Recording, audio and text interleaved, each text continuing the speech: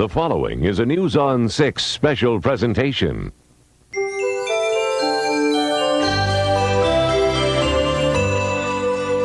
The Oklahoma Traveler Holiday Special with Scott Thompson.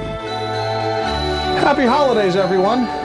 You know, to my way of thinking, at this time of year, there's no nicer place to be than a Christmas tree forest. We're at Barnyard Bob's in Coweta, a long way from the raging racket of the season. Out here, there are no shopping mall traffic jams to worry about, no overextended credit cards. So I set out to find a holiday that wasn't filled with hubbub and hullabaloo. And with a handful of Channel 6 photographers, we've covered the state, and I think we've come back with some things. Speaking of Christmas trees, there is one tree in Oklahoma that belongs to all of us as Oklahomans. It's at our state capitol. Why don't we head there now and help set her up? It takes anywhere from 750 to 1,000 poinsettias to do the famous tree, and this is basically where you got to start somewhere, so this is the start. Bub Bloom is probably the first Oklahoman to get a start on Christmas each year. Beginning in the building heat of late May, beneath the worn plastic of the State Capitol Park greenhouse, the aptly named Mr. Bloom spends his days pinching bits of holiday cheer. Nice, slow work.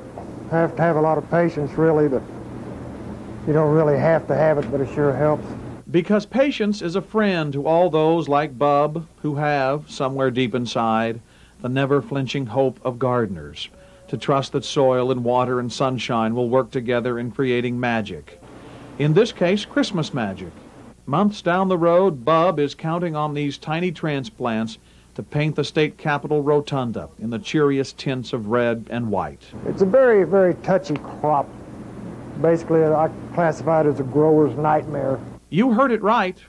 The man responsible for nurturing Oklahoma's wondrous poinsettia Christmas tree doesn't care for the plants that make it come alive. To me, it's like a second marriage. You really have to work at these things.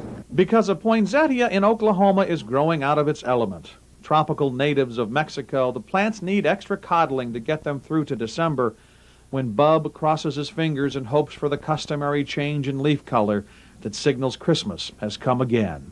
Well, it's kind of like a kid. You just have to keep them clean all the time. And like a father to a house full of children, Bub's life is defined by them. For at least 7 months of the year, poinsettias are the central focus of Bub's world. I do not like growing poinsettias. The setup of the Capitol poinsettia tree is a group effort, done on the cheap, mostly. Try to find number one.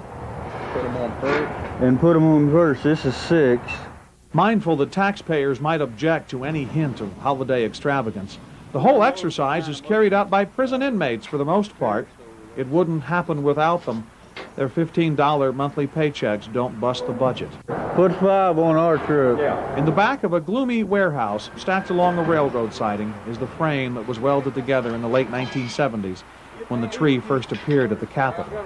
Today, in late November, it's shaken from its slumber and loaded aboard a makeshift collection of state trucks. Get you another person out there and lean them back and grab number 3. It's on that, up against the wall. It's a routine familiar to every family dragging boxes from the attic at Christmas.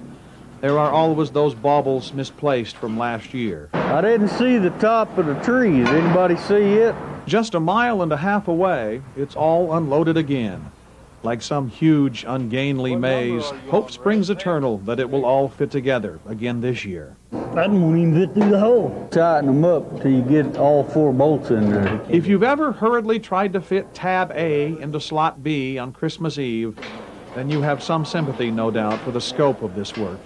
It all fits somewhere, somehow, without an instruction sheet. Yeah, we only got 30 more to go. And in just a day, it comes together.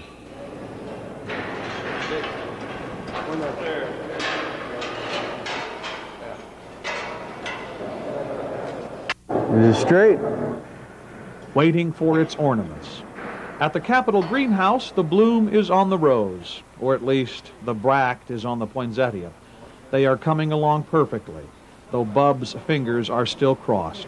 And until I get these things on there, I'm not really going to feel too comfortable. But once they're installed, I'm done. Thank goodness. They're over with. Back at the frame, they are putting on the automatic irrigation system. Time was, someone had to climb the tree every few days and water each plant. So a couple of state workers invented this. And its installation is a snap for Kenny Pitts, waving there 40 feet in the air. He used to be a tree trimmer, and he knows Christmas at the Capitol is depending on him. Oh, there's a bunch of the secretaries come around, ask us when it's going to be ready and when they're going to start putting the flowers on. On the day after Thanksgiving, the poinsettias are ready. They're dropped in paper sleeves, gathered in great armfuls, plopped in the back of pickups and vans, and delivered to the Capitol. There they are carted through the empty hallways, up the elevator, to the frame. All 1,000 plants will make this trip across town. Over the next 3 days, each will find a place on the tree, put there by a handful of state workers and ladies borrowed from the local prison, suspended precariously like so many Santas negotiating a slippery rooftop. Watched over by Bub, who, I sense, is beginning to soften. Once it gets up and it does look decent, then you go, okay, you did a good job this year, and then start worrying about it next year. On the night Christmas officially comes to the Capitol in a rather glaring and garish way, the poinsettia tree stands in quiet repose in the rotunda. Bub decided it would be a white tree this year, with a delicious swirl of red. And isn't it beautiful? Resplendent in the marble majesty of our Capitol, surrounded by our history. A project yearly fraught with headaches and hassles, carried out by a handful of civil servants and inmates, has blossomed into a glorious, living celebration of the season. When they come out like this, it makes it all worthwhile. You've done us proud, Bub Bloom. All of you have. You've created a masterpiece that reflects on all of Oklahoma, all Oklahomans, at Christmas time.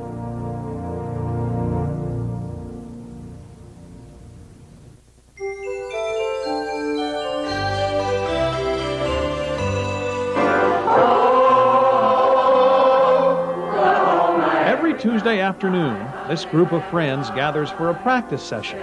They call themselves the Villagers, and being good sons and daughters of Oklahoma, our state song is usually part of their act. We know we belong to the land. But come this time of year, they also pull out the Christmas songbooks. And when we say, yeah, Of the 38 free shows they'll perform this year, a handful will be Christmas shows, a bit of cheer offered to any retirement center or nursing home willing to have them.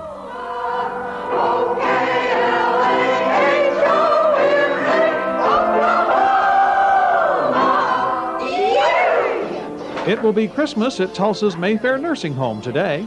Oh, I'm just getting ready to get the mic plugged in over here. If not on the calendar, then at least in song. I was just arranging them by the way they're going to sit. The Villagers are in their special holiday bow ties today. Look at there, Maggie. Well, it looks just as good with it not fastened.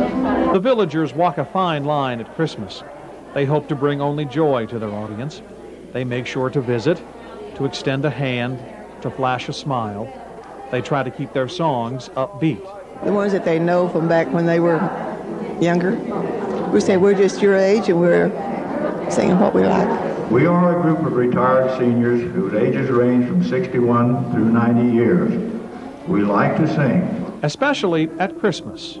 Happy holidays, happy holidays, happy holidays. It's hard to know which holiday they might be remembering. Christmas music has a powerful pull. It tugs at frail hearts and fading memories. It calls across the years. It calls us home. Makes me homesick. Does it? North Missouri is my home. I'm a long ways from there. Santa Claus is coming to town. Who here might be remembering the shouts of children ripping through wrapping paper on a long-ago Christmas morning? The excitement of a new doll, a toy train, of a family together. The music takes them there and away from here. It reminds me of when I was a kid growing up, looking forward to Christmas.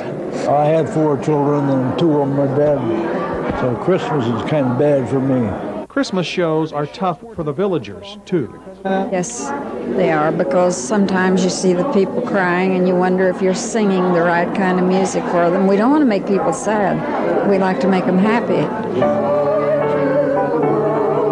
And no doubt they have. But music and its grip on the human heart is a mysterious thing. Today it's carried Ruby to a holiday dream. I have a great grandbaby. This is her first Christmas, but she's in South Carolina, so I won't see her.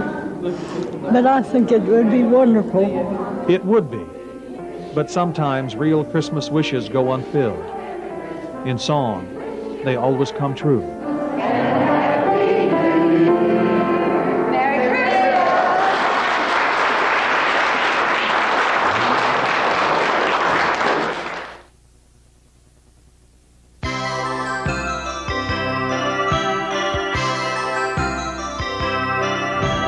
Welcome back. You know, they celebrated Christmas in Oklahoma before it was Oklahoma.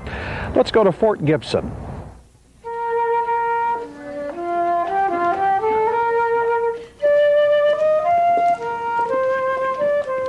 The war with Mexico ended 10 months ago. With its territorial winnings, the United States has nearly doubled in size. Now, at the backwater posting that is Fort Gibson, Indian Territory, the garrison is preparing for Christmas, 1848. My dear wife, from your loving husband. For soldiers away from home for the first time, Christmas wishes are faint and far away. It's a very hard time here at the fort in Fort Gibson, out here in the territory, because it's a Christmas season, and I miss you and I miss our children. The men posted here are supposed to keep the Indian tribes separated from each other and from white settlers. I have it on good authority that in the winter of 1830, as much as a fifth of the command here was hospitalized due to drunkenness alone. That's correct, that's correct. It's scorching hot and malarial here in the summer. In the winter, it's freezing cold and miserable. The greatest enemy, apart from boredom, that soldiers ever come up with is Mother Nature.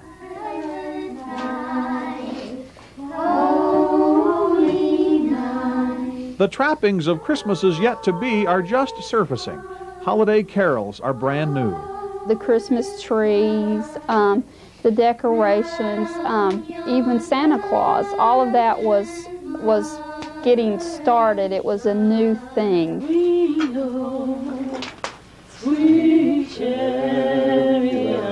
There may not have been slaves at Fort Gibson, but most certainly they were in the area, and in Christmases to come, the nation will split over their fate. If I may propose a toast, gentlemen. You may. To the South. Here, here. Christmas will be welcomed in simple ways, before the drudgery of survival takes hold again. Companionship is the greatest gift on the frontier, one we seem to overlook today. One of the best reasons, perhaps, then, to get together and help celebrate a peace, if that's the way it is, a stillness, if that's the way it is, a friendliness that you may not see, extra people come to see you. Many, many, many reasons for gathering together anytime. If Christmas is one of the main reasons, then fine.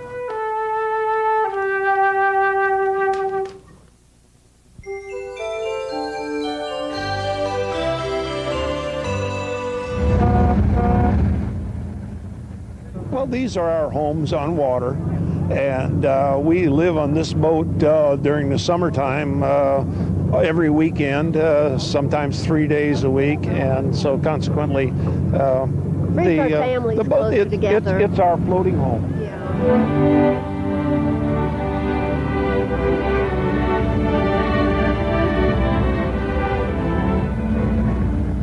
It's so nice to be able to come up and have a weekend sharing the same thing, and we really do enjoy.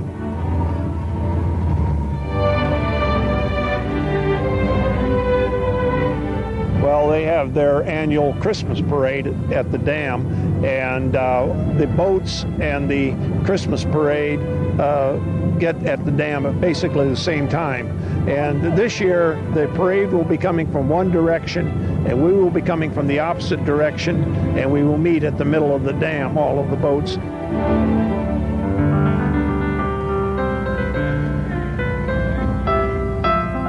This is pretty cool. What do you like about it? Just all the boats and the lights and stuff. Why we're all out here tonight? Just to have a good time, and Merry Christmas. Christmas, of course, means tradition, and we found some in 2 small Oklahoma towns. We'll visit them when we come back.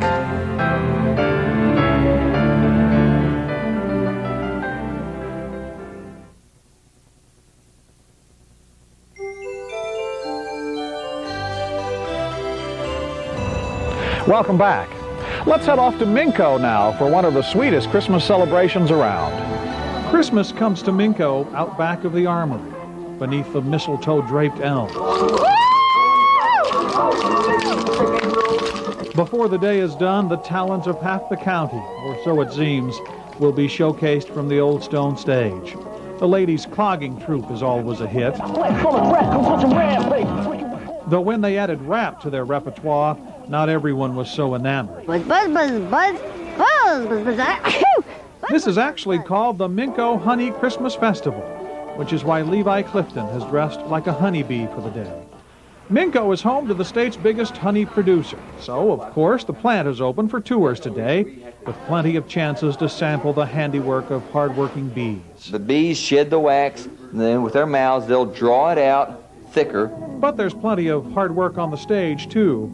Tracy Addington has come over from Yukon to twirl her baton to Joy to the World, all the while negotiating a low-hanging sycamore branch. So you stretch your hand out, you go midway between the hand. And there are first aid tips, lest the holiday be marred by an errant turkey bone or peppermint stick. This is very uncomfortable if you don't need it done, so therefore I'm doing it rather lightly. The chances of choking on a honey bun are probably pretty remote, and although security was tight at the Senior Citizen Center... Boy, these must be some secret recipes. It must be.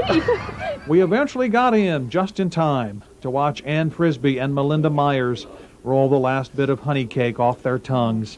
They are the Honey Bake-Off judges. We're looking for the flavor, the taste of the honey. And they've been looking for it for the better part of an hour. Through tables laden with honey cookies, honey pies, honey cakes, honey brownies, and honey breads. And back in the kitchen, they were still turning out biscuits. Another convenient excuse to enjoy a dollop of honey. That's a natural sweetener. Back on stage, the ladies from the Accent Beauty Salon are sharing the latest holiday hair fashions. Everyone seems to want to look different this time of year. So this is real good curls for Christmas pageants and church programs. On a day when so many others are battling mall traffic and overextending their credit cards, there's something soothing about sitting on a hay bale and watching a high school girl get her hair teased, or enjoying the local thespian troupe, or an encore from the Cloggers. That's why Mary Eisenhower braved the cold. I think that's one of the important things, that it makes you slow down for at least one day.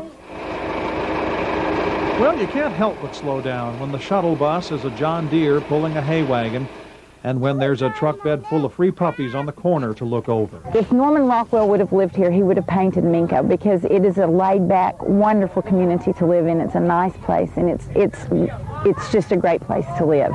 You might want to add some other colors to it, some white and red to go with it. And though the holiday gift wrapping tips play to empty hay bales, Santa's always sure to draw a crowd. You been a big boy? Veronica Shepard got roped into donning the whiskers by her friend in the bee suit. And though the get-up is so hot it causes her glasses to steam over, Veronica soon learns of the mystical appeal of Santa when a little hand shoves a wish list into hers. I would like an action figure that talks named Michael Jordan. A talking Tommy. Hi there. And later, when Veronica takes the stage and offers a knee and gifts donated by Main Street merchants, Jigga-Pet. You want a Jigga-Pet? you begin to think that maybe you have been made part of a Rockwell scene. Ho, ho, ho, who would go? Ho, ho, ho, who would go? Of neighbors gathered round a scraggly cedar at dusk. serenaded in that wonderfully off-key way children have with Christmas carols. Yes, another Christmas season is here again, and it tastes as sweet as honey. Jingle bells, jingle all the way. All my fun is to ride in a one-horse sleigh.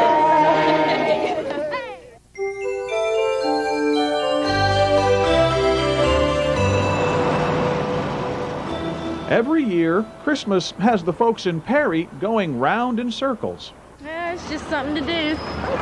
Get your exercise and take your kids out too. Well, just once around in circles. Actually, once around a square. The courthouse square. Started years and years ago. 40 years. Yes, it's been a 40-year tradition.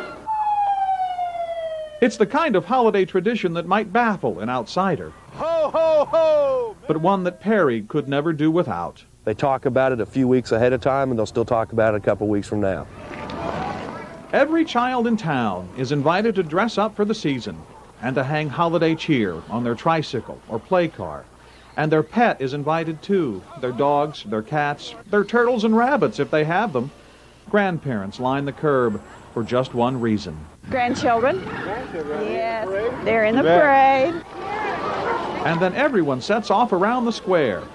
Just once, though. Children and pets, and neither one have a lot of patience. So the whole thing's over in 10 or 15 minutes. But not before each child is handed a shiny 50-cent piece. It may not buy as much today as after that first parade 40 years ago. But spending it's not the point. You take it home, you stick it in a sock, you keep it forever, you remember, oh, I remember when I was a kid and I got that in the pet parade. And that's why tradition means so much at this time of year.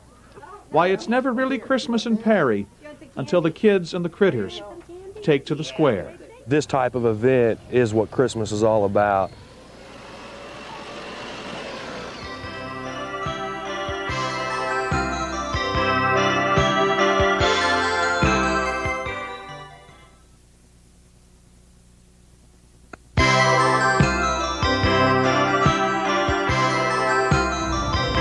Welcome back. You know, Oklahoma has not only the most festive state flower, it's probably the most romantic. Ron Bryant is a mistletoe hunter. It's that time of year when Oklahoma's state flower, actually considered a parasite and known to be poisonous, is in big demand, responsible for lots of Christmas kisses. Now, the simple way to pull this down is... It's decidedly low-tech, this mistletoe hunting. Plan B. Armed with just a tined fork for pulling and a hoe for scraping. Just fairly carefully scrape. Try not to do a lot of damage in the process of scraping. Ron has managed to gather quite a nice crop out of the trees. There's a fairly decent one right out here. He'll sell the packages to florists and nurseries, and next year hopes to make this effort a fundraiser for local 4-H clubs. That's probably, what, 15, 20 feet? It takes a lot of work to snag this holiday favorite. In fact, Ron deserves a big kiss for all his efforts. Well, normally we do use ladders, but Ron enjoys being out on a limb this time of year. Mistletoe is no poisonous parasite to him. I'm just wondering how many kisses you're going to be responsible for. Well, we will soon find out, maybe. On the other hand, some people might keep that to themselves, but I bet it'll be responsible for a bunch. Probably more than we can count.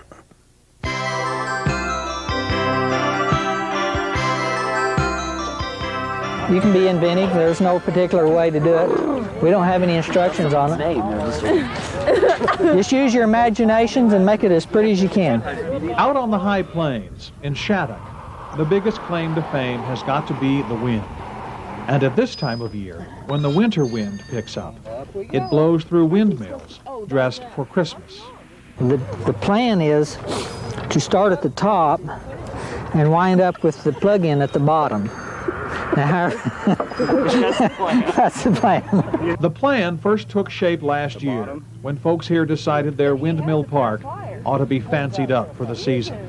They managed to cover maybe 8 mills before they ran out of lights. That blue one over there doesn't look like it's working, is it, or is it? Yeah, it's working. Oh, is it? Some of them are hard to tell. So this year, like so many other families across Oklahoma, they've pulled out the light strings, laid them straight, and searched for burned out bulbs. Those are dead ones. Yeah, this one's really dead. Yeah, it's working. I can feel the heat. Okay. Some southern ingenuity here. Might have a fuse blowed or we don't have a good connection somewhere. They've strung extension cords and faced the dilemma of 2 plugs and 1 outlet. Had too many cords and not enough openings. It looks like we're gonna get the mystery solved here directly. These are cheap ties. And they've climbed and clung and cajoled their way along and up and down their collection of restored mills. They are all volunteers, and there's never enough of them. Hey, come here. Don't honk. Stop. We'll put you to work. This job? Yeah. This is called encourager. I'm down here encouraging them because they're up there doing the hard work. And it is hard work if you've never wrapped a windmill in lights. They don't boast of 1 million or 2 twinkling bulbs here. No, unless someone buys another string, they'll just have to stop when the box runs empty, or the bad bulbs outnumber the good. As the time goes by, we acquire more lights, and eventually maybe we'll get lights on all of them.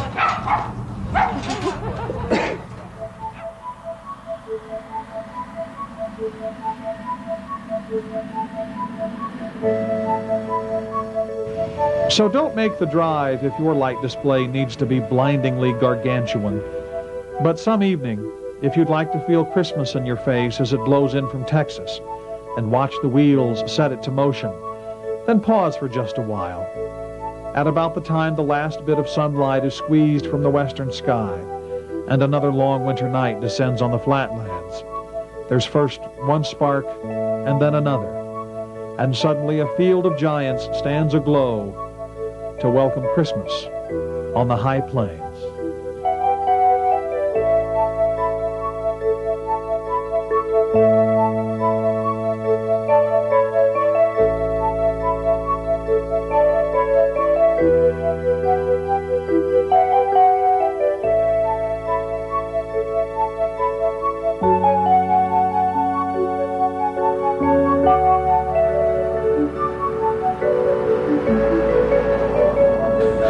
Hope you have the time to find the peace and serenity of the season.